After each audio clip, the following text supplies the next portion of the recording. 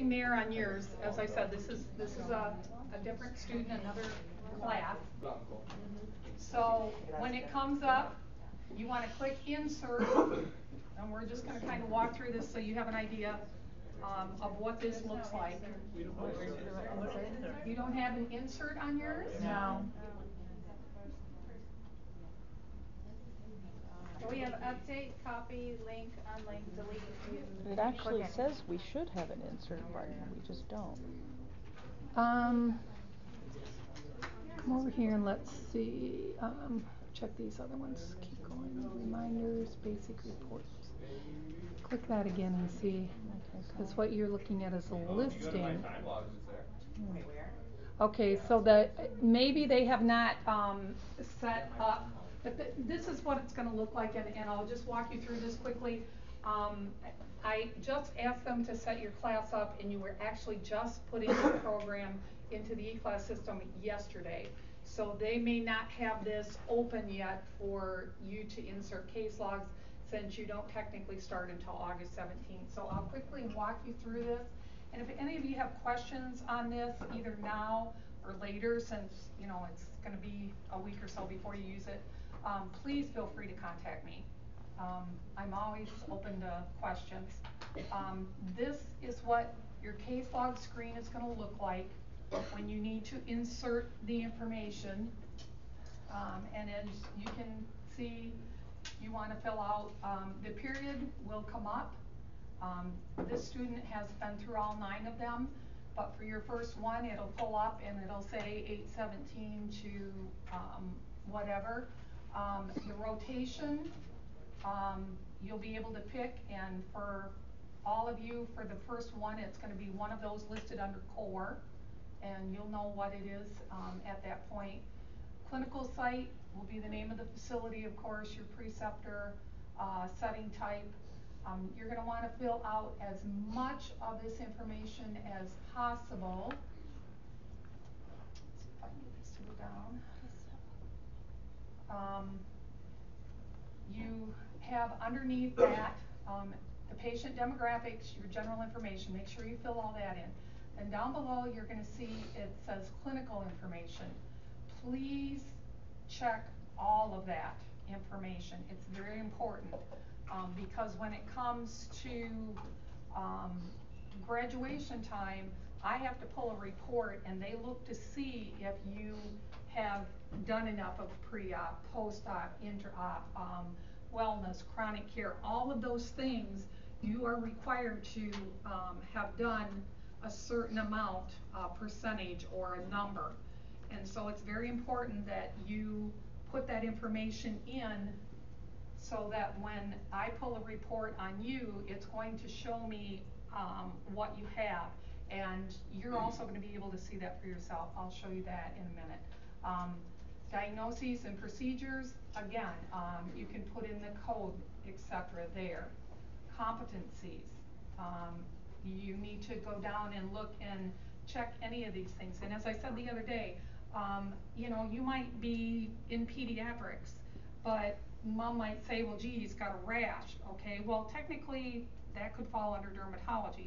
So you want to mark all these things, because even though it might not apply to the peds, it's still going to pull through in the information that I get in the report. So it's very important that you observed, you assisted, or you performed. Make sure that you check all those things. Listen to what the patient is telling you, and make sure that you check all those things. Psychosocial topics, these also, make sure you mark those. And notes, if there's anything that you were unsure, make a note of it. Maybe it's something that you think is important that maybe the doctor didn't put down or whatever. If you think it's important, or your question, put it there in the notes. That's fine. Okay, and then when you've got all this information in there, of course, you're going to save it. Now, with, let's say today you saw patients this afternoon, but you didn't get an opportunity to put those in. So you're going to do it tomorrow morning. Okay, you can see where it says change the date. Maybe you're putting them in tomorrow morning, and it's going to have tomorrow's date. You can click change the date, and you can change the date so it is correct for the case logs. and then you wanna save that. Okay, and that's pretty much it for the case log. Now, we're gonna go to time logs. Okay, this is what's gonna come up when you're gonna do a time log. And again, it's your basic information, your primary rotation, the setting type, if it was community service hours or minutes that were logged in. When you submit that, then the information is loaded so that, again, I can pull that in.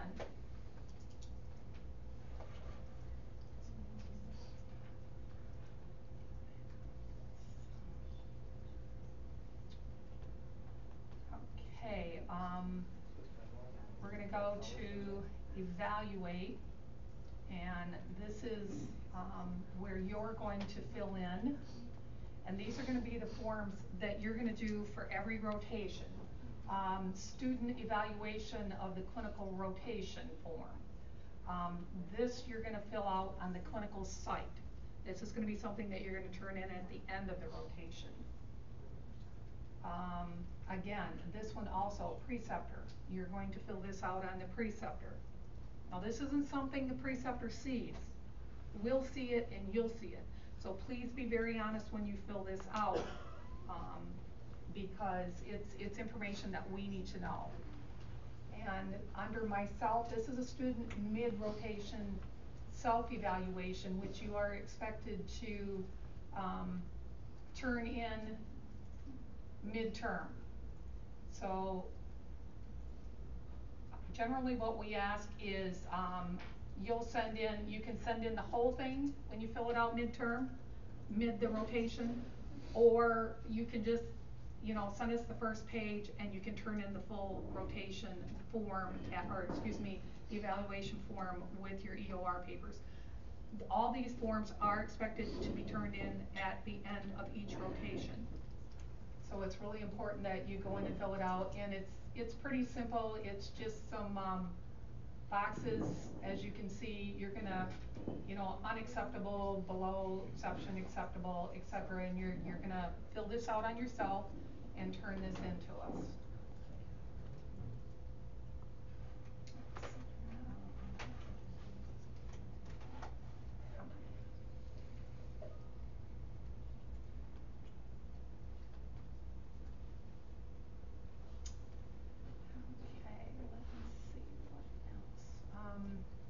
Here, this is the student's schedule, so this isn't something, let me get back out of her. And,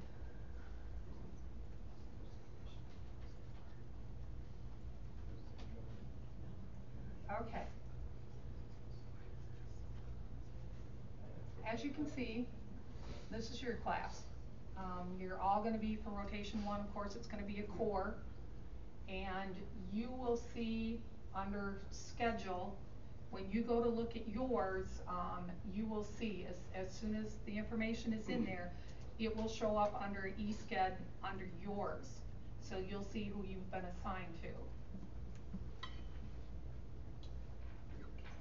Let's see, reports.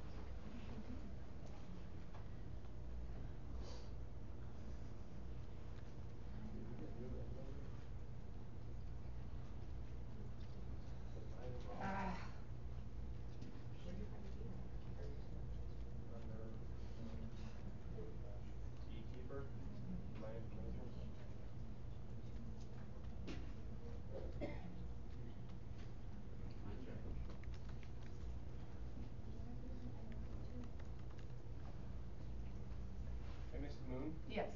I was under eKeeper and I looked under my student information and my N number's wrong. Okay, then that's definitely something that, write down the incorrect number. Okay.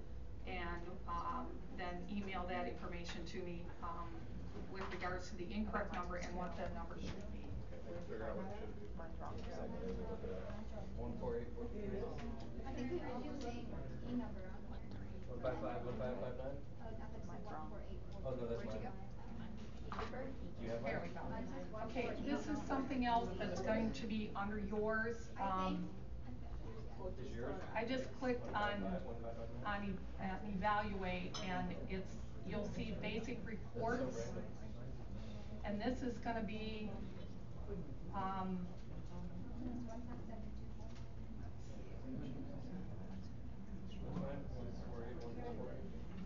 this is what you're gonna see under a basic report. Remember, I was telling you that the information, not only will I see where you've been or where you're going, but you will too.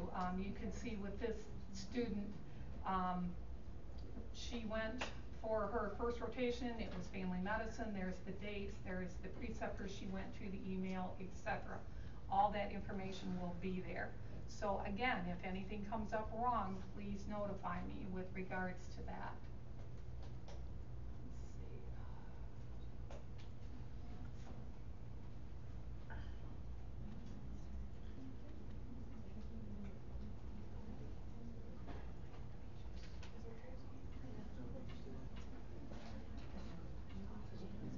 There we go. Okay, this is for your case logs.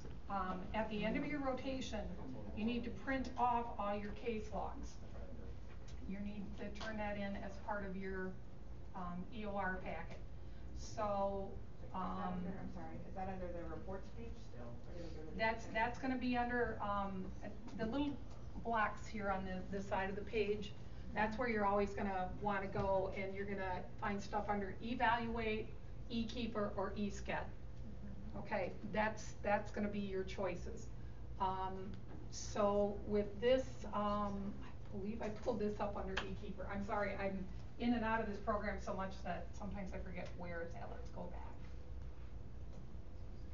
Ours just only has student information. We don't have any of that other stuff because we don't have anything input, so we can't do a report. Right. But eventually they will. Yeah. Okay, this is under evaluations. So when you go to evaluations, this is a screen that comes up. And actually this should be the main screen that you're gonna see, because you're gonna do your case logs here, your time logs are here, and basic reports and dashboard. Now that's going to be, as I said, with basic reports, this is where you're gonna pull for the report for your case log. So as in the case of this student, I just clicked on for, what was it, emergency medicine as the rotation. And this is what you're gonna see. This information is gonna come up, you're gonna see this. You're gonna click export to Excel, and then you can manipulate the data, total it.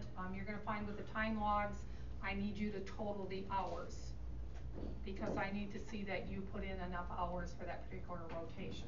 And again, all this information that I'm giving you, I will be more than happy to, walk anybody through it if you get stuck, don't remember, etc. That's not a problem. Okay, same thing with the time logs. You're gonna do the same thing. Let's see, we're just gonna say the 27th.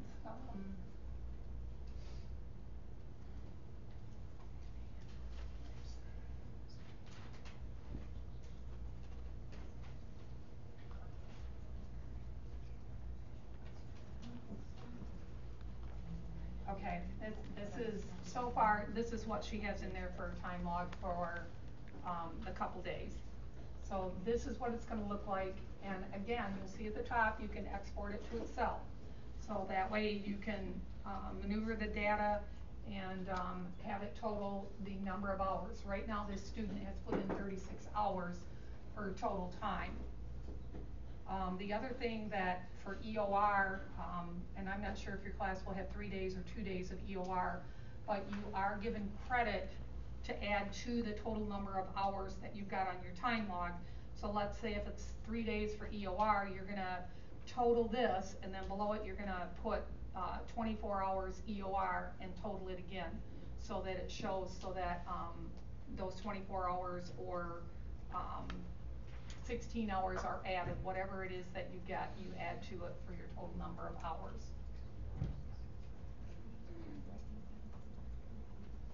And down here, this is what I was talking about, filling in on your case logs, checking all those boxes. As you can see, this has the various, like when you put in age, okay, it's gonna pull that information. It's gonna pull the reason for the visit under whatever category. As you can see on this case, there's, let's say it's a wellness visit, okay.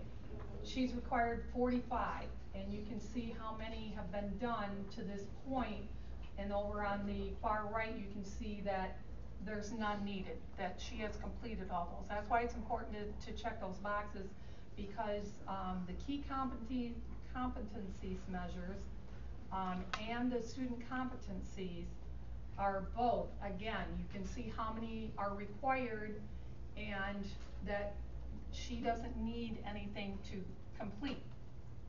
But if there's anything needed, you can click on that, you can see how many you need to do yet. And again, that information is pulled from those boxes on your case logs and your time logs.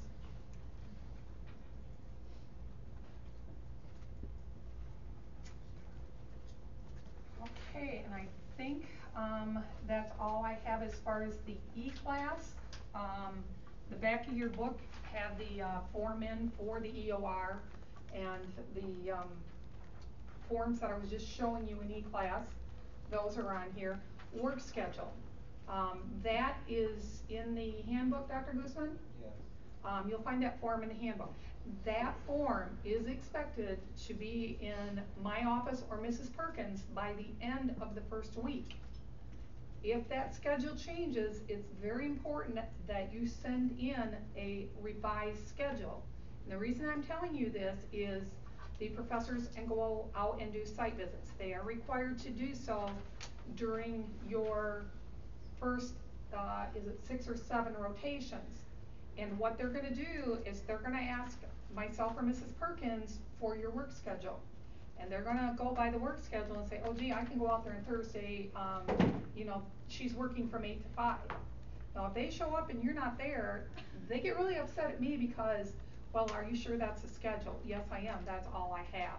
So it's very important that you notify us, even if your preceptor is leaving early for the day. Shoot us an email and say, you know, Dr. Smith, you know, isn't working this afternoon, I'm coming into the school. And that's what you should do, providing you're within 50 miles, I believe it is, of the campus. If you are done technically before 3 p.m., you are to come in to the campus to finish out the rest of the hours that you would normally have been on rotation. Okay, I know that's a lot of information in a very short time, and I will answer any questions I can now, but as I said, please feel free to contact myself or Mrs. Perkins when you start the rotation if you have questions. That's what we're here for. Yes, ma'am? If we are away and have to get you something, is email or faxing preferred? Email is always preferred because it's very quick. We are here, basically I'm here from 8 to 4:30 Monday through Friday. Mrs. Perkins is here from 8:30 to 5. So one of us will answer your email, and that's the other thing, and I believe she said something about it. Always, always, always put both of us on your emails, because she's got 2 small children. She might not see the email right away. She might be late coming in. You know, I might be out on vacation. So we want to make sure that we see your emails right away. We had a student last year, a preceptor had asked her to do something, and she was almost positive that it was something she shouldn't be doing, and so she sent an email. Well, it just happened that it was sent to Mrs. Perkins, who was not there, but I was CC'd on it. So I was able to, get the answer for her, no, she shouldn't do that, and get back to her very quickly. So you can fax something in, you're welcome to do that, but the faxes might not, be gotten to as quickly as an email will. And that's another thing, if the preceptor asks you to do something and you're kind of unsure, you're uncomfortable, shoot us an email. By all means, let us know. Never just go ahead and do something because he says, but also by the same token, don't question what he's telling you. You know, ask us, don't question the preceptor. They get very upset at that. And we get calls, you know, don't argue with them. You know, well, I know I shouldn't be doing that. Shoot us an email. Any other questions? Now, does everybody have some degree of comfort with eclas? You know, I know there might be a couple who may need, I mean, we don't discourage, you know, coming, but, you know, I'd rather avoid 59 people coming and saying they need to go over it again. Is there anything you guys, like, we need to go over it one more time beforehand, or? I have a quick question. If you're doing like a family practice, do you still have to like pre-op, cross off all of those boxes? Only if it applies. Okay. That's what, I really wanted you to understand it. You know, maybe in family practice, you're not gonna do any of those things. Okay.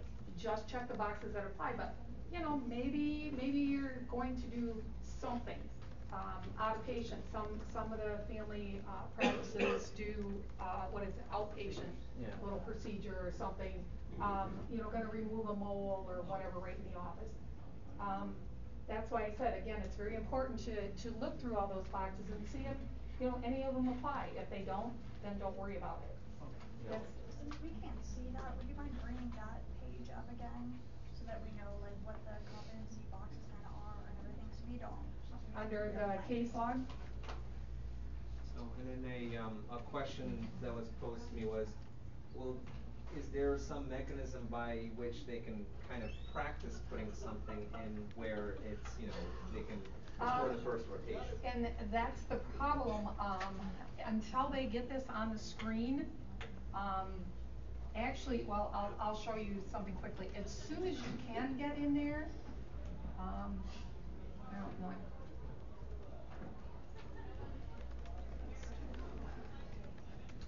Last one, I don't wanna. Okay, I'm gonna tell this to, save this. Okay, oh, great. And again, see, now all I filled out were those two boxes. See what happened to the screen? What? The boxes are all in red because I did not put all of the information in. So all of those boxes in red are absolutely going to have to be filled out. But if you look down below, where it's under the clinical information, student participation, chief complaint, those you have to put in. But it did not put all these boxes, those aren't in red. And so as I said, the ones in red, you absolutely have to fill out. It won't let you save that case log without it. But the boxes that are not in red are just as important to you overall as a student for your clinical rotation. So again, go ahead and do those as well because they are required. What will happen is as soon as they get it where you can insert a case log, you can go in there and play. You can, you know, choose your first rotation and choose some of that stuff and do a save. And then when you go back out of that, it's gonna show up on that first page like this student's, and it'll have that information. But as you can see, we have a delete button. So once you've played around with that, you can hit the delete and it'll delete that back out of there. So if you wanna, you know, go in and put a couple of them in there just to get a feel for what's in there, make sure you delete them because if you don't, they're gonna show up on your case logs for first rotation. Yes? Does it maybe require a time log before you can do a case log? Right now, it's going to, you guys can't get in there at all because they haven't put you officially in there, and I think that's because I don't officially have you set up under your preceptor yet. Yes, ma'am? So we submit our schedule to you, we send that to you the first week, and then with the time log, is this like after your shift every day, when you end, you would come in here, is this like a day-to-day thing, or do we do this all in the beginning? I'll let Dr. Guzman answer that with regards to case logs and time logs. Well, time logs, I mean, I guess the initial is what you submit, and then I'm assuming the time log, you know, what's gonna be eventually reported at the end of the rotation, that's what you actually did. So you log in there like every day? Yes, yes, you wanna do your case logs and time logs every day, correct? Yeah, I mean, it's So you better. don't forget? Yeah, I mean, 'cause it's, you know, it's like a running total, so you could do it, it's probably better to, at least at the end of every day, because if you wait to the end of the rotation, you know, you've gotta submit all that individually and put all your days in, so, you know, I'd recommend that you do it, you know, at the end of the day. But at the end of the rotation, what we officially go by in terms of your hours, and it's part of what you submit, is gonna be your time log, which gets submitted along with your case log. So, to answer your question directly, yeah, I would do that every day then. I just didn't know if it was something that we had to do. Well, this is a good example, with the time logs. This young lady has just started in the emergency, and as I said, you know, she's logged in the time log that, you know, she's doing 12-hour shifts for each of those days. So basically, that's what you're putting, it's kinda like being an employee. I mean, you know, you log how many hours that you work. And so you do the same thing with this. Like I said, you saw the little screen, there's not a whole lot of information there. But at the end of the day, you know, it's probably easier to just, you know, go in there, just like you're punching out for a job. You're just gonna go in there and put, you know, 12 hours and, save it, and this is what your time log is gonna look like as you go day to day,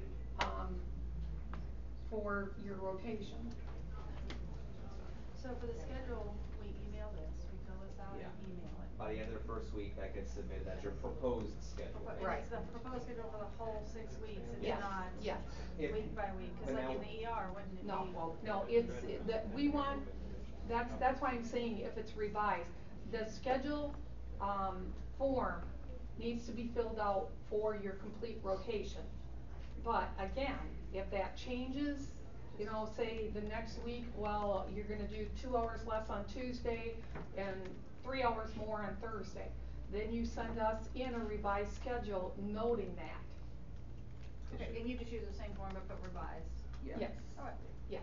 Yeah, I mean, it's important, it's important both for us and for you guys, because if at the end of the rotation it turns out you ended up being short 80 hours because it turns out that, you know, either the clinic wasn't open, you know, it's a more difficult situation to then have to end up having you do more time on the back end than in the beginning for you to say, you know what, I mean, here's my schedule, but I'm only working 24 hours a week. Then we can respond to that and rectify that in the beginning. So it really, it's for everybody, and it's for accreditation. And so then the attendance form, it That's doesn't. eclas, so that one, that's an old antiquated form. The old end of rotation paper form, you don't submit that. No. So you do, it's the time log that you print out Right, and you that- get, and you submit with the So it's preceptor's And again, your signature. case logs and your time logs, you're gonna export them to Excel and print them out through Excel.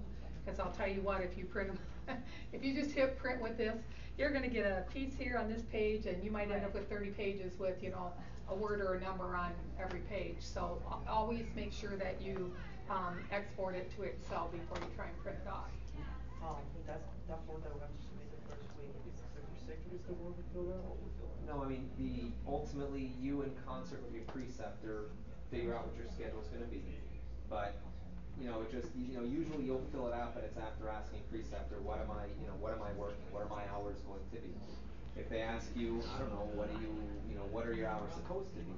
The answer, the standard answer could be, well, I have to achieve a minimum of X for this rotation. However, what my program says is that you determine my hours, and if they flip it back to you again, well then, okay, I mean, this is again, how would I handle it? Well, alright, well, what hours do you work? And they tell you what hours they work, and then, you know, come up to some reasonable agreement where really it's more, at least collaborative, and not you dictating, because that's against the intent. And really, ultimately, the standard should be you work what your preceptor works, but if they work 3 days consecutively, which, I mean, with a call, it could be that way, that would be, you've gotta rest. I don't want you working 24 hours and then continuing on the next day. You really should have some rest period. So if there's concerns about that, and, if you're being asked to work too much, let us know, we can guide you through that. Oh, But ultimately, yeah, it's the preceptor and you coming together and you fill it out, make sure that it's gonna meet at least the minimum, but not just the minimum. I mean, if you can get more,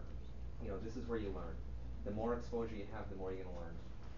The other side of that coin is, you may work over the minimum, but maybe you're in another rotation, as he just said, that you might be short some hours, and those hours may apply to that rotation.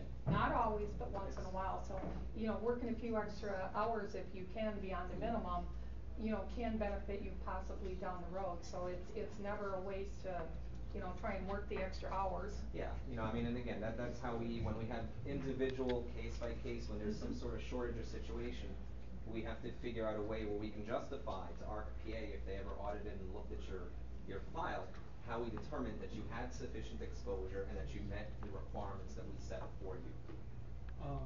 If you're working like in surgery and obviously you work a shift and then maybe the next day your doctor's on call and you respond to you were saying before that like if you're on call you don't log those hours, but if you do take a call during that, do you log the whole shift? Do you log just what you go in for? It's the what you go in for, Okay. which would be similar to, like, let's say the PAs that work surgery at Lee Memorial, and we're all going to hourly, which is a big argument, but so they're hourly. When you're on call, you end up getting like literally a handful of bucks an hour. You get enough to buy yourself a latte at Starbucks per hour. The minute you get activated and now you're going in, I think from the time that they start to go in, although probably the better way to say it is from the time you get to the hospital, then you clock in. Those hours are you're actually there, now you're engaged in patient care, to include you got there, you're looking at labs, you're looking at the chart, you're talking with the doc, then you go to the case, you come after the case, you debrief, you're charting. Once you're done, you leave the building. Those hours I would consider as your working. The on-call hours where you were just hanging out and waiting don't count and should not be logged. Okay. Yes. Kind of going off of that with the schedule forms they have to hand in by the end of the first week. If say you're on call, but you don't put that on your schedule form, it's like separate from your regular hours. I mean, the way, when you report in the beginning, you might, and this is how you're addressing a potential shortage. Maybe this is how this works. Let's say you go and you work with an obstetrician, and let's say they work 4 days a week, or they work 4.5 days a week. But, conceivably, they have, number one, they'd be on call anyway for any birth where maybe the primary obstetrician's not available, or B, they have people in the hospital.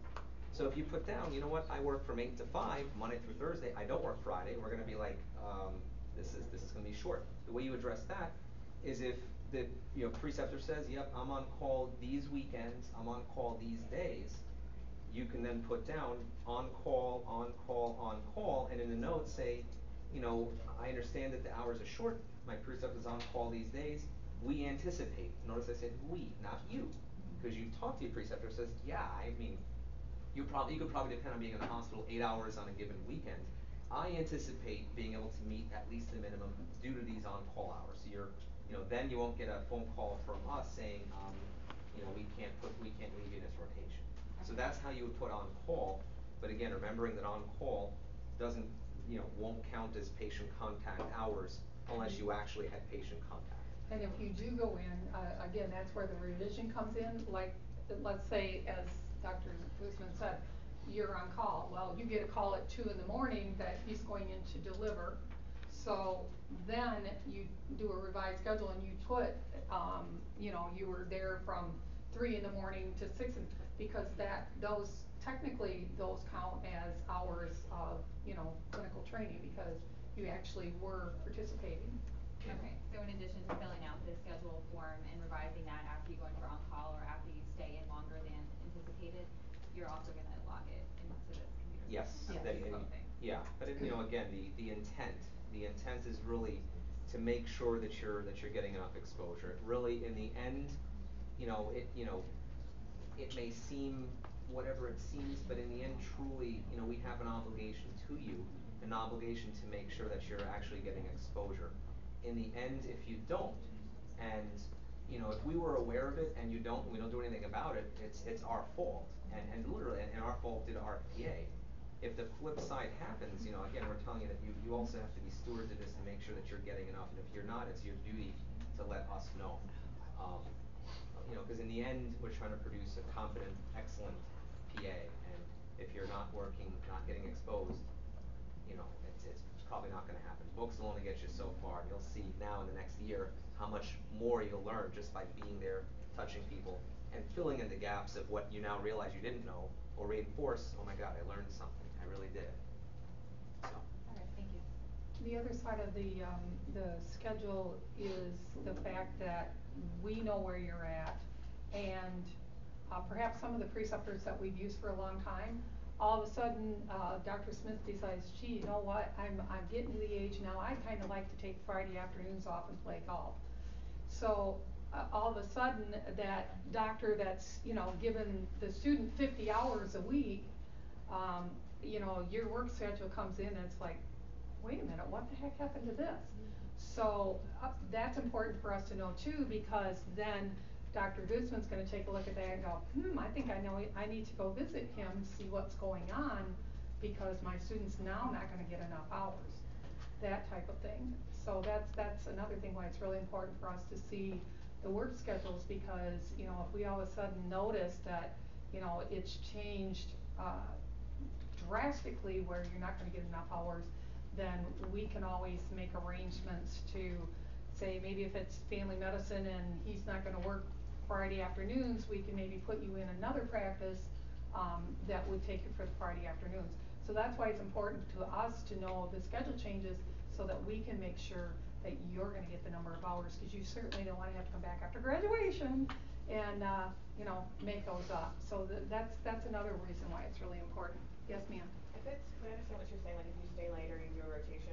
Yep. If you stay late on the first day of the week, and so you're gonna submit a change that day, and then if you stay late a different day that week, submit another schedule change the next day you stay late or come in? I mean, I don't know, Maybe I the next week. I mean, Yeah. you know, you know, the question, this is where, I mean, it becomes, I think it becomes a little gray, I mean, you know. is it better to send it every day and be safe? No, I want it the first time, but if, you know, for instance, you put down 8 to 5, and then you worked 8 to 6 on Tuesday and 8 to 6 on Friday, that's not so important.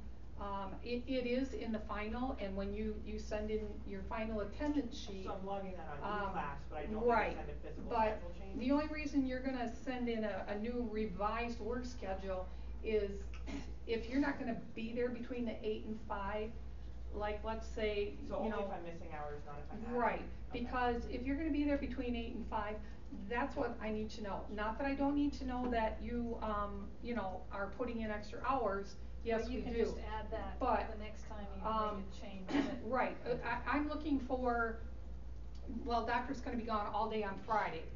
I mean, a substantive change, some sort Right, of really significant working departure. overtime, hey, that's great, and we want that logged in, but it's doesn't it's conform. more so, again, for the site visit, or for us knowing that you're getting the number of hours that you need. Does that make sense? You know, and emails always, I mean, you know, Yeah, they're best. again, you know, let us know, cause then if you're thinking about doing some day by day, or today you're not gonna be where that clinic is, today your physician's gonna go over here. And that's important It too. would be good, again, cause if I'm like, I'm gonna catch AILET today, you know, you should email saying, hey, we're not here, we're 50 miles away. Oh, and believe me, you don't want the medical director, Dr. Paola, driving 50 miles to visit you, only to find out that, gee, Dr. Smith took the day off, oh, and I didn't send an email. He gets very upset.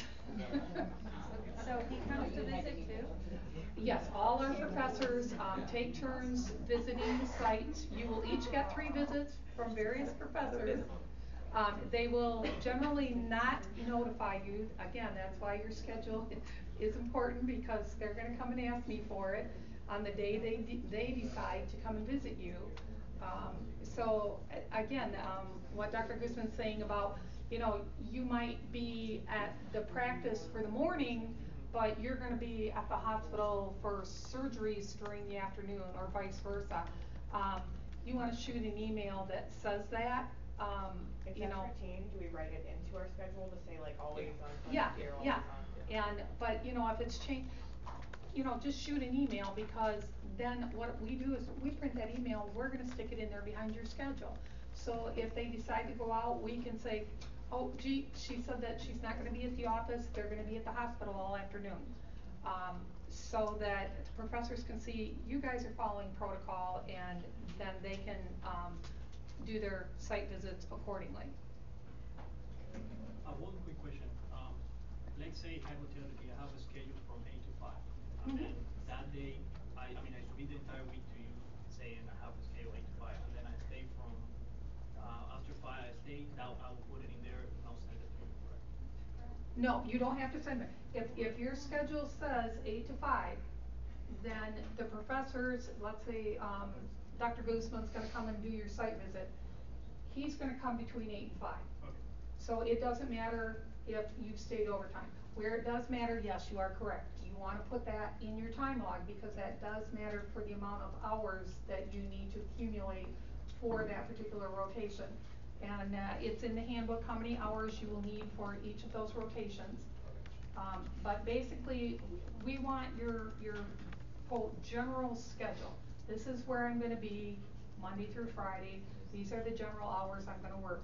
Now, I have students come in, you know, cause like I said, Doc took off at noon, he's not gonna be there. There's not a nurse practitioner, there's not a PA or another preceptor there that I can, you know, go with to complete the rest of the day. So you're gonna send me an email saying, I'm headed for the school, Dr. Smith's off this afternoon, there's no one else I can rotate with. So then you're gonna come in here. You're gonna find a sign-in sheet on the front desk by Miss Dorothy, I'm sure you've all seen it there. You're gonna put your name on it, you're gonna put who your preceptor is, you're gonna put what time you signed in, and by all means, put what time you signed out, because if you do not get credit for the hours. If you have to come to the school, we do give you credit for the hours that you are here. But if you do not put what time you are here and what time you leave, you don't get credit for them. Yes, sir? If you're in, I don't know, LaBelle, someplace that takes 40 minutes to drive here. Case by case. Well, no, what I'm saying, and you get Call off and at ask. noon, are you getting drive time here? No. As part, are you getting credited the drive time to come back here? I mean, that's something I'll defer, we'll have to get clarification from Professor Coombs, but I mean, those cases, that's case by case, it depends, I mean. You need to call Yeah. or shoot us an email, one or the other first, because as I said, the general rule is if you are done before 3 o'clock. Yeah. But, with the you're not time gonna- of drive, again, that is something that we would have to ask the clinical director. Like if you go in at like 8 o'clock and your doctor has a sick kid at 10, you gotta go pick him up from school, whatever, you have to come here. Then That's I the would say it situation I'm talking probably about. would be But the it takes case. almost an hour to drive here from there. So are you getting counted that hour from, because you clocked in I'm there. telling you, I cannot answer that question for you right now. So you can, doesn't matter what way you take and change a No. question around, I don't know. Certain things we can't, it comes back to the director because the final decision is his. But that is a good question and we can check on that. Yes, ma'am? I have two questions. When you say shoot us an email, who are you referring to? Mrs. Perkins. Okay, so you And Mrs. Perkins. and should I email you That's as well? fine, I mean, I don't necessarily mind, but. It basically, Mrs. Perkins and I are going to be handling everything for you unless you do something that needs to go to a higher power, and then it will be passed on to the assistant clinical director and the clinical director. Generally, Mrs. Perkins and I will be able to handle any issues or questions that you have. We set up your rotations, we work with the preceptors. You know, if something happens, oh gee, I've got the flu, by all means, you have to let us know. You need to call us and leave a message that you are not in today, that you have notified your preceptor that you won't be in today, and that you will fill out the absence form, have your preceptor sign it, and you will get it into us. So those are all different types of things. pretty much anything that you need to do or will do or have questions on should always be directed to Mrs. Perkins and myself, unless it's something that you feel that, the directors need to be made aware of them. Please include them on the email, that's not a problem, or send it directly to them. If it's things that we think that they should be in on, we're gonna forward your email to them.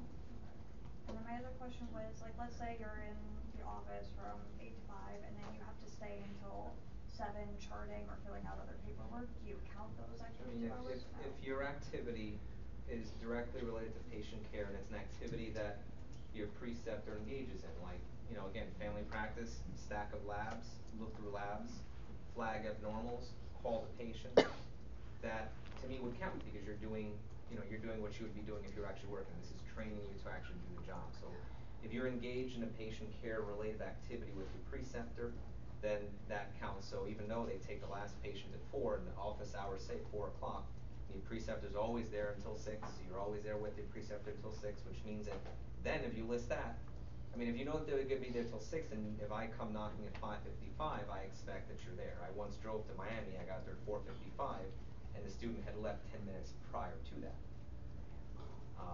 You know, so with that said, you know, again, if you're listing hours that we know is past the time the clinic's open, if you know, as long as you're engaging in something that relates to patient care, charting, what have you, if you're participating in that or learning from that, you're physically there learning from that, then yeah, then that to me would count.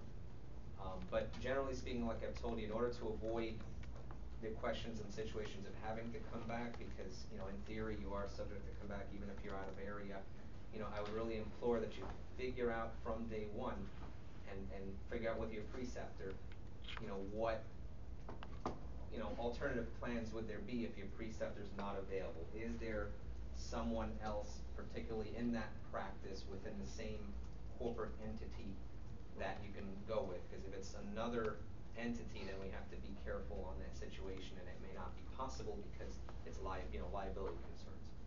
But as long as you have something else you can do in case someone goes home early, multiple physicians in a practice, that's better than having to navigate and figure out, you know, what happens because you're going home early. You know, so if that keeps it simple, keeps us from having to consider, you know, what and where and how, because, you know, just that would be the best advice I have. One last thing with regards to the E-class, by next Thursday, I know you have your exam, Thursday morning from 8 to 10. If you have not, been able to go into E-class, and let's say it doesn't say insert for case log, if that portion hasn't been set up, let me know, so that I can get with, the coordinators that handle that, so I can make sure that you're all good to go, for starting on Monday the 17th. Hopefully, we should have everything in there, and it should be good to go, but if not, please let me know. And for, it reminded me, keys, Thursday morning, keys. After the exam. After if you have an exam in the morning, I mean, 10 a.m. to noon for key distribution, so obviously, I mean, you will get individual notification if you are going to it'll be clear that you're gonna go to a distant site, so that's where folks will be going to Clewiston, Bradenton, Clearwater, or even, you know, if we can borrow from Orlando, Sebring, you know, if we have to use Sebring, then that's technically Orlando's turf. That's when you distribute the keys and let you know where it is and how to get there and whatever else you need to know. The apartments have internet, they have power and water, you know, they have protection from the sun and air conditioning. And the screens are there, no bats. Although, yeah, back in my day, when I walked uphill both ways, when I stayed in Bradenton, literally, no kidding, I imagine that they've changed since then. The apartment had one chair in the living room with, there was a TV, an old style tube TV, although I was HD. gonna say, they said the TV is very tiny, I Oh. believe it's out in Clewiston, or maybe it was Bradenton, I'm not sure. Bradenton, because there was a little TV this big. Yeah, very little. There was a couch that you really didn't wanna hang out on? I mean, I hope they've upgraded it, if not, then definitely. They haven't, I don't know if it's the same apartment or not, but, 17 they, years ago. they are looking, at, changing apartments for the students. But at this time, starting out, you will be going to the ones in Clewiston and the same one in Bradenton. Clewiston wasn't too bad. Clearwater, well, it's, Well, I mean, you report to us. again, We're responsible. if there are problems with the apartments, again, that would be something that you would notify, myself and Mrs. Perkins. You know, if you get there and none of the lights work, or you turn the light switch on and, you know, it makes your hair curl, you know, those types of things, you need to let us know. And I always ask you, you're gonna sign a form when I give you a key, that you got your key and you're in this apartment. When you return that key, I'm gonna ask you if there are any problems. You know, the faucet won't shut off in the bathroom, or, you know, I turned on the light in the kitchen and I had company on the counters. You know, anything that is wrong, I need to know, because you'd be surprised how many students go, oh no, there was nothing wrong. You will find out. Excuse me. You know, we all have different lifestyles, and, you know, for some of us, you know, probably doesn't bother. But, you know, I will always ask you, you know, at the end, or at the beginning, if you go in and you see something, you know, pick up the phone, give me a call, shoot me an email, so that I can take care of it right away. You know, don't let it go until the end. But we are working on updating our apartments. I just got that email from, Professor McCallum, who handles the leasing of all the apartments. And they are looking at possibly some newer apartments. I don't think they'll happen this year, but it is something that they are looking at. So if you run into problems, or you see things that are wrong, let me know right away. I'll do my best to get them taken care of. Yeah, if you walk in there and it's a complete mess, like there really are egregious issues. Yeah, garbage all over the place, let us we've had know, that. because what happens is, if that happens and then you leave the rotation and then someone else goes there and their tolerance is less than yours, they'll immediately say, hey, this place is a pigsty, what happened? We're gonna go to the student who was previously there, and it's gonna be your fault. Well, it was like that when I got there. Well, alright, well, show me objective evidence. Did you let us know? It's like renting an apartment. When you walk into an apartment, usually you report whatever's wrong so that you don't get blamed for it. So we should take pictures of That's fine, but the thing is we want it to be comfortable for you. I mean, we're sending it, and yeah, I've heard the other professors say, hey, you're not gonna spend your life there, you're there to sleep basically, and that's about it. But still, you know, I don't wanna sleep in a bed while I can hear scratching inside the walls, or, you know, that type of thing. So it's really important that, you know, you let us know. And, you know, maybe it's not up to your standards, like, oh my God, I'm not gonna sit on that couch. Well, okay, you're only there for 6 weeks, put a blanket over it, if that makes you more comfortable. But on the other hand, you know, if the springs are sticking up out of it, no, let us know.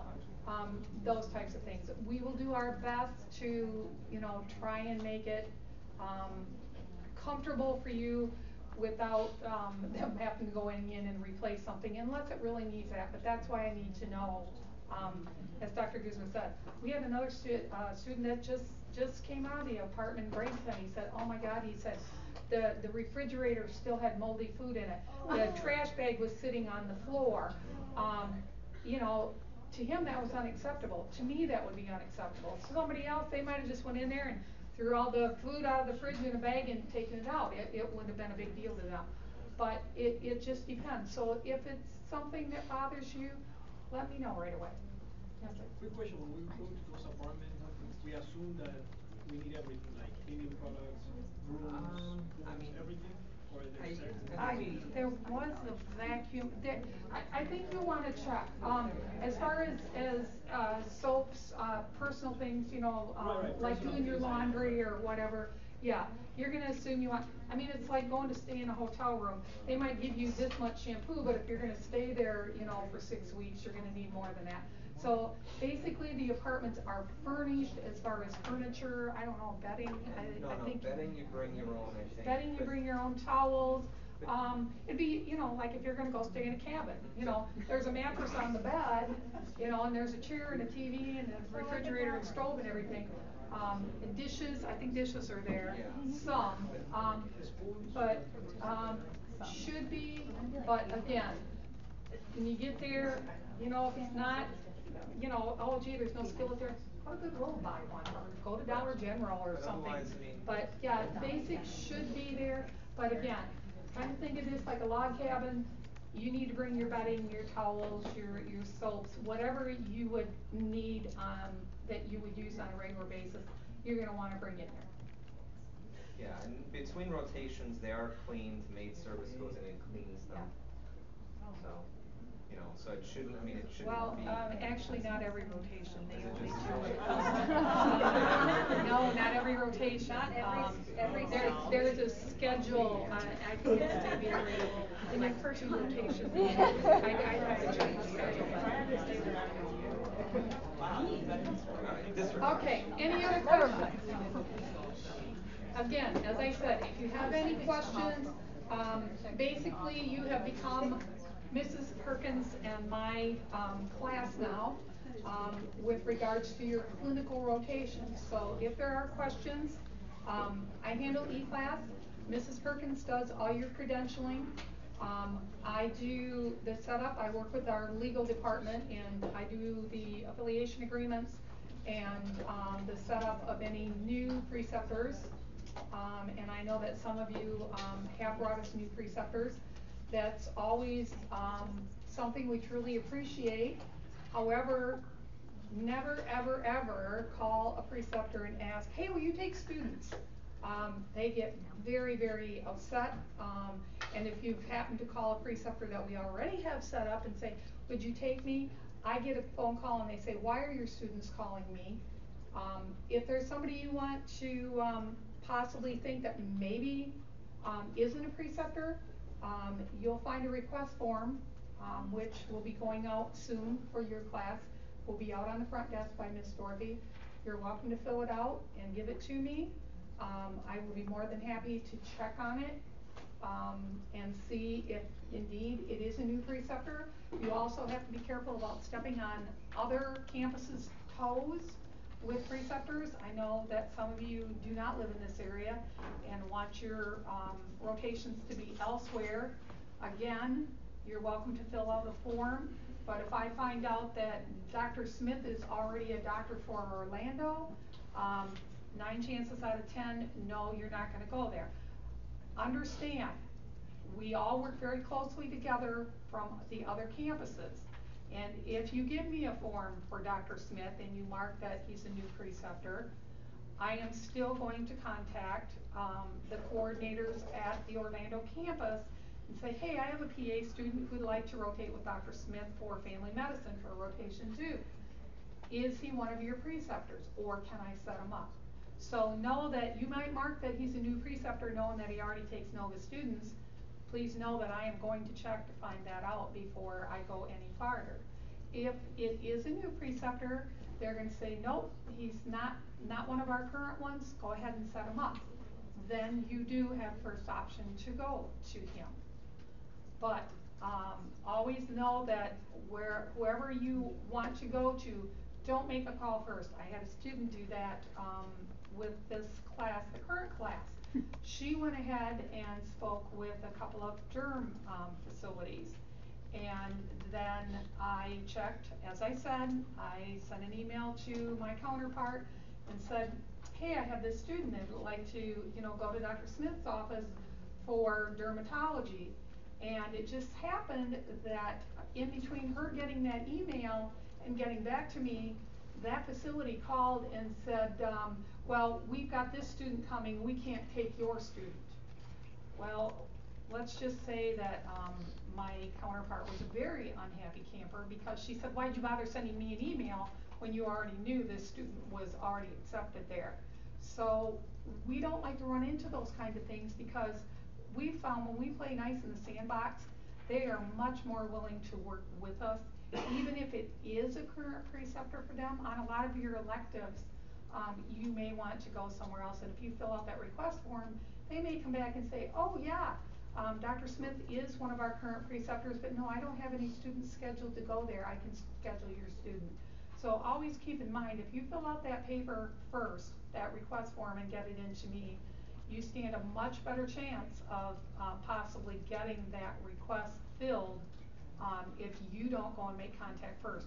And that's not to say that, as Dr. Guzman can probably tell you, when you're in rotations in the hospital, you might talk to other PAs and they'll go, oh yeah, Jessica, she loves having students.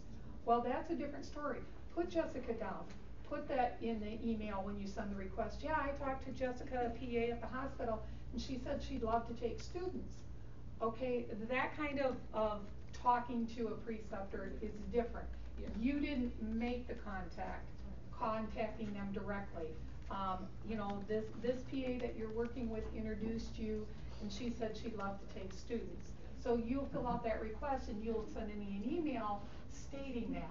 The PA I worked with introduced me to Jessica and she'd love to take students. That's a whole different ballgame. But as I said, please keep in mind, fill out those requests. Generally, even though Jessica would love to take students, you still need to fill out that form and turn it in to me with that fact, and then I make the contact for you. So that's gonna be the difference between what we don't want you really doing is cold calling someone that you don't know and doesn't know you, especially Or asking at the hospitals. or really soliciting. You have to be careful. If there's a previous relationship, Yeah. That becomes a different story. If either you know them, because your family member knows them, or you previously worked there. If they're not going to come back and really be bothered by you doing that or that having been done, that's really kind of where that line is drawn, which is why you've got to make a personal decision if you believe that's going to be the case. If you really think, no, Dr. Smith, me and him go way back. I've known him ever since I was 16 years old, blah blah blah. Or they know my mom or have your mom.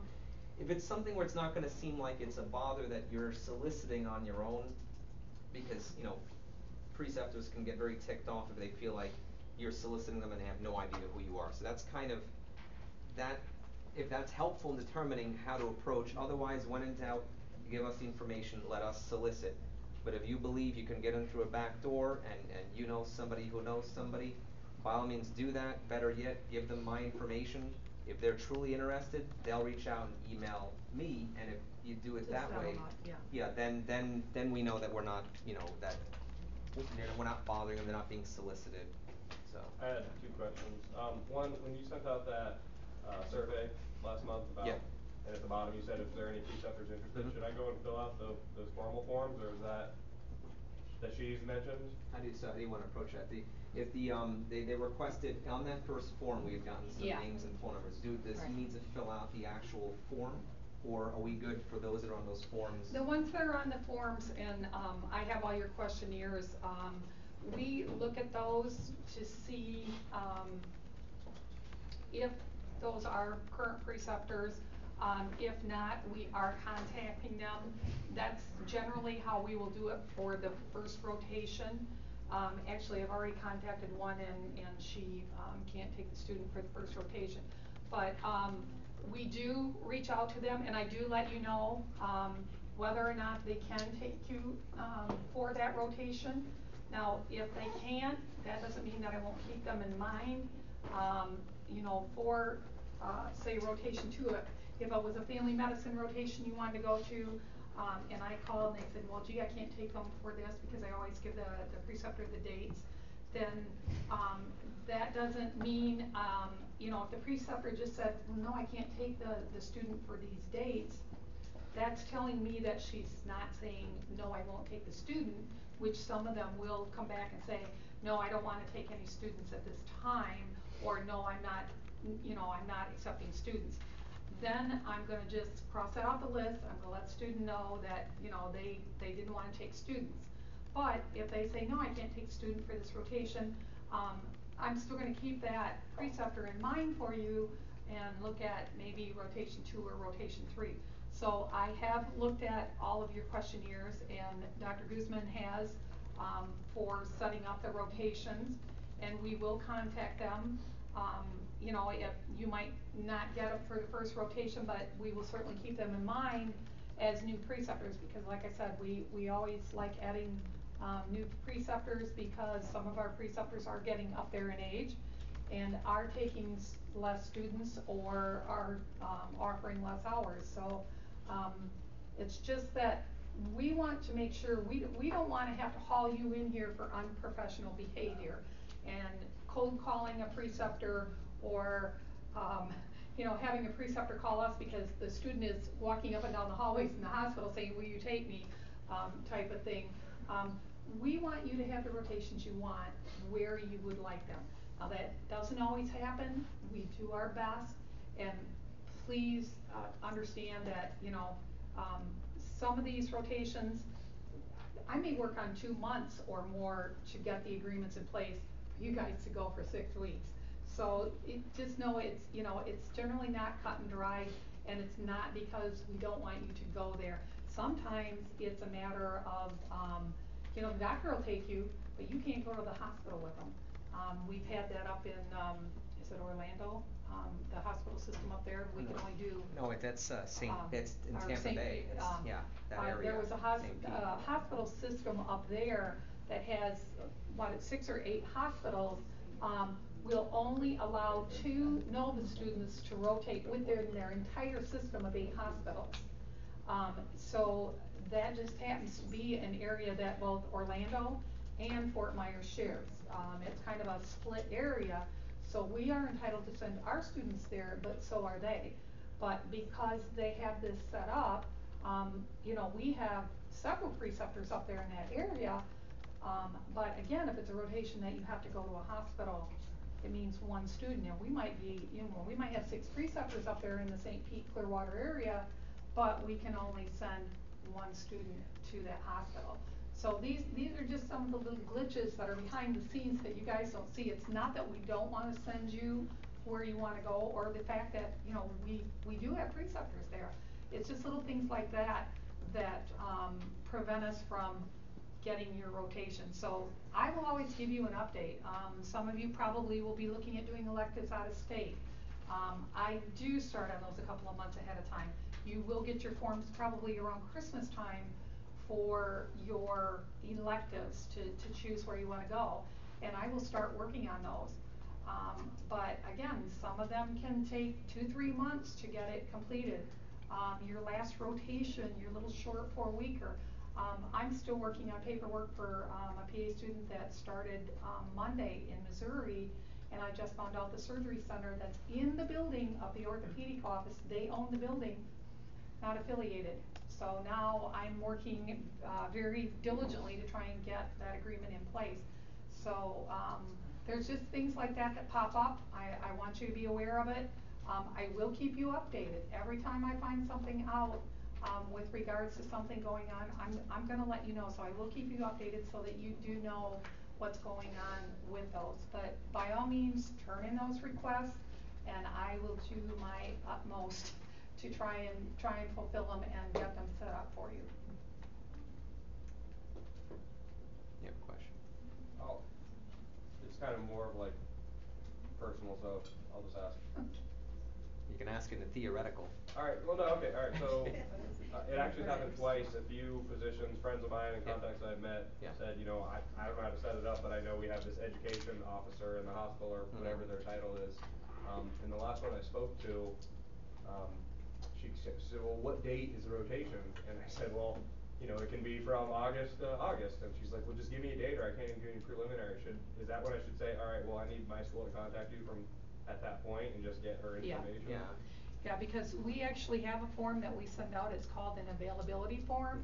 And it's kind of a 1-pager, just as, you know, the facility name, their name, address, but then it lists all of the dates, you know, number 1, 2, 3, and it lists them all, and they can circle which one of those rotations they're available for.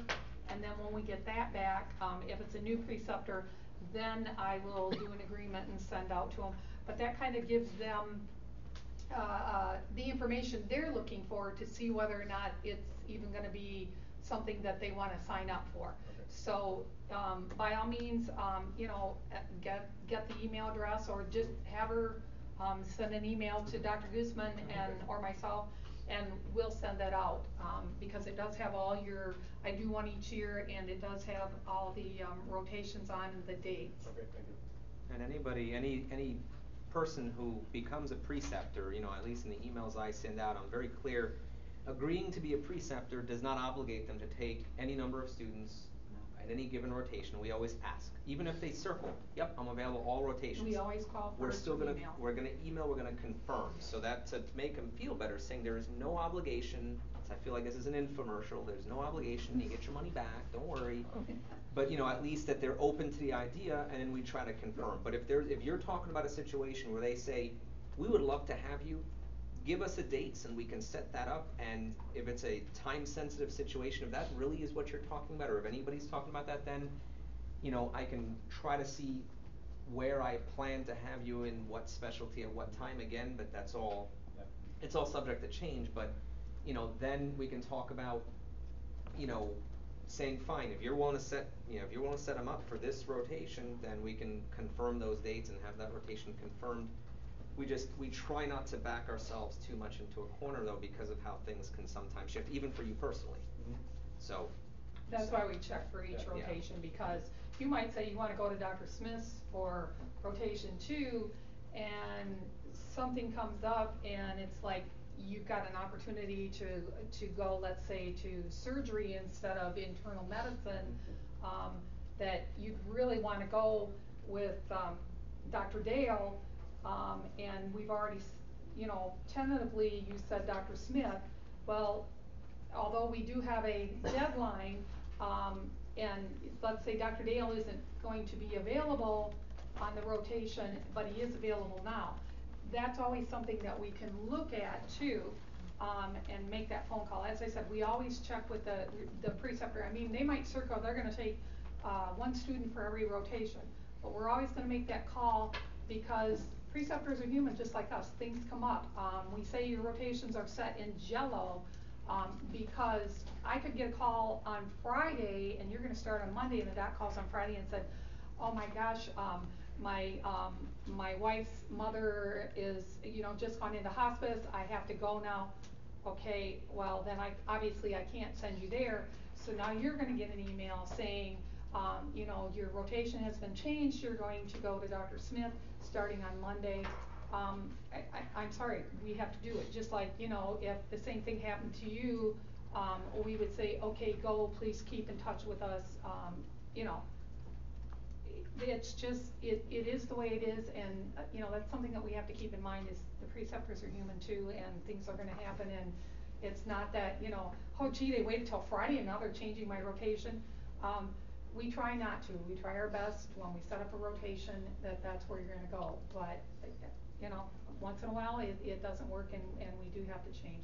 The other thing I'd like to bring up is, OBGYN and pediatric, preceptors, especially for the guys OBGYN, if you know someone that, you think might take students OBGYN, and perhaps male students, fill out one of those, request forms and just put on there, you know, may take male students for OBGYN. Or if you know, someone that's in peds, turn one of those in too, because those rotations, again, the OBGYNs are more than willing to take the females, but, we would like to bring more, preceptors on board that are willing to take the male students as well. So just keep that in mind. If you do know somebody, you know, give me a name and I'll check on it. I appreciate that as well. Brad, did you have, your hand was up earlier. When are those request forms gonna be available? They will be available, when you come back. I am not putting those out there now. Generally, they will be available at the end of your first, EOR. I will have, that folder out there when you come back for your first EOR, and it will stay out there through the rest of your clinical year. So, I'm not sure if they're available in the They might, I mean, I handbook. think they might be in the back of the handbook already, the updated form. They are. But I actually won't be looking at those. I'm currently trying to finish up rotation 9 of the class of 2015, at this time. So I will not, start accepting the request unless, again, like I said, if you happen to know a preceptor that you think might be interested in taking students. Not per se that, you know, you're requesting it just for you, but if there is somebody, you wanna shoot me an email to let me know that, that would be great. But as far as, the actual request forms, I would prefer not to start taking those until the end of the first EOR. You know, Out of town things, just wait a little longer. Yeah, wait a Yes, little yes, longer. by all means. Because, you know, the thing is that, you know, historically, this is not just the class of 2015, historically, you make requests now in July, right? It's still July, I think. And, then, oh, wow. And then come, you know, come Yeah. May, you're like, yeah, you know that request I made almost a year ago? I'm not interested in that, I wanna do this. And I've already, sent out the affiliation agreement that's been signed and the preceptor has accepted you. And all of a sudden now, guess what? You're going to make the call to tell the preceptor that you have changed your mind. Because I am going to go by what you turned in with the most current date. So if you turn in a request for rotation 4 to go to Dr. Smith in, say, August, and then come December, well, I don't wanna go there, you turn in a new request with the date on it for December for Dr. Dale. Because when I go through these request forms, and I do get a tremendous amount of them, I'm gonna look for the one with the most current date. And you might have turned in 6 of them, but between now and December. But if there's one in there that's got a November date and the rest were all before that, then I'm gonna look at, okay, they wanna go here for rotation 4, and that is with a November date, then I'm looking at the pile in December, so that's what I'm gonna set you up for. So keep that in mind, especially like for your electives and stuff, or new preceptors, that if you've changed your mind and you don't wanna go there, you turn in another request form, because I'm gonna go by the most current date on there. And if I have already set up a brand new preceptor, or I've already, you know, sent out all the paperwork, because again, keep in mind, not only do I set these up, but Mrs. Perkins then does a credentialing to the hospitals, and they're ready to, you know, they're going through the process of all your paperwork and getting a badge ready. There's a lot of behind the scenes stuff that goes on, and they don't like being notified last minute that, oh, I'm sorry, I have to add a student, or I have to take a student off. Because it's a lot, you know, there are a lot of people involved in your process. It's not just something you can turn in today and expect that I can change it and you're set to go tomorrow. There's a process to it, and that's why generally up to, 2 weeks or 3 weeks before, that when it's all set up, unless the preceptor changes it, or something drastic happens, and again, it's a case-by-case basis, you're not gonna change, you know, 2 weeks ahead of time. You're not gonna come to me and say, oh gee, I wanna go here because he said he'd take me. No, I'm sorry, I've already got you set up for this preceptor. We have to set deadlines, as much for the preceptors as the hospitals and that, because we don't want you to look bad either. So, okay. If there's nothing else? Thank you. Thank you. Thank you. What about the pigeon guys?